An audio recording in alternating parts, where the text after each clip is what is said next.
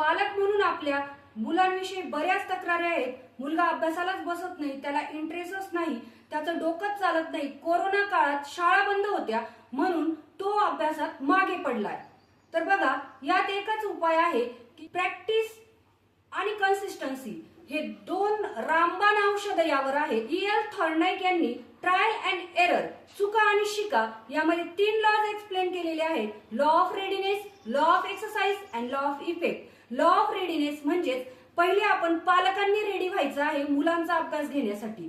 आधी आपल्याला रोज 1 तास आपल्या मुलाला द्यायचा आहे हे आधी पालकांनी ठरवायचं, नंतरच मुलं रेडी होणार आहे. त्यानंतर लॉ ऑफ एक्सरसाइज खूप महत्वाचा लॉ आहे. यामध्ये रोज त्या मुलाची प्रॉब्लेम समजून घ्यायचा आहे की त्याला नेमकं काय प्रॉब्लेम आहे हा डायग्नोज करायचा आहे, की त्याला कुठे येत नाही, त्याला वाचता येतंय का, त्याला लिहिता येतंय का, त्याचं बेसिक कॉन्सेप्ट क्लिअर आहेत का हे आधी समजून घ्या.